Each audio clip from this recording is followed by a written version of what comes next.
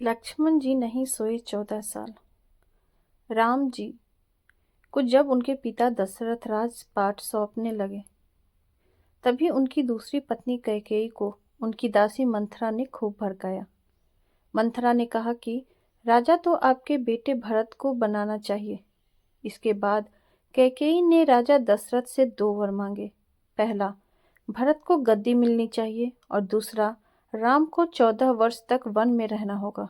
राजा दशरथ को अपनी पत्नी के वर पूरे करने पड़े। जब रामचंद्र जी वनवास के लिए अयोध्या से निकले, तब लक्ष्मण जी ने भी उनके साथ जाने की इच्छा जाहिर की। लक्ष्मण के वन जाने की बात सुनकर उनकी पत्नी उर्मिला भी साथ जाने की जिद करने लगती है। तब लक्ष्मण अपनी पत्नी उर्मिला को समझाते हैं कि वह अपने बड़े भाई और माँ समान भाभी सीता की सेवा करने के लिए जा रहे हैं। अगर तुम वनवास में साथ चलोगी तो मैं ठीक तरह से सेवा नहीं कर पाऊंगा।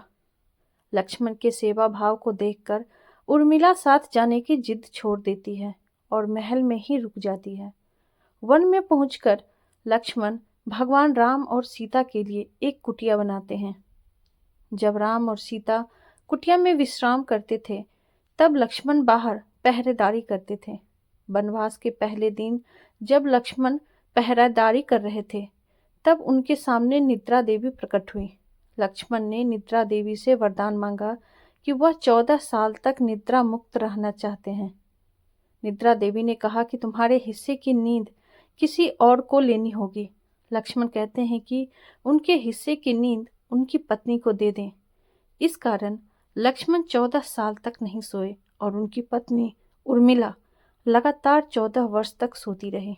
14 वर्ष बाद जब भगवान राम और माता सीता के साथ जब लक्ष्मण अयोध्या वापस आए, तब नींद की अवस्था में रामचंद्र जी के राज तिलक समारोह में उर्मिला भी उपस्थित थी। यह देख लक्ष्मण को हंसी आती है। जब लक्ष्मण से हंसी की वजह पूछी गई, तो उन्होंने निद्रा देवी के वरदान के बारे में सब कुछ बता दिया। लक्ष्मण ने कहा कि जब मैं उबासी लूंगा, तब उर्मिला की नींद खुलेगी। लक्ष्मण जी की इस बात को सुनकर सभा में मौजूद सभी हंस पड़े। सभी को हंसते देख उर्मिला लज्जावश समारोह से उठकर बाहर चली जाती है।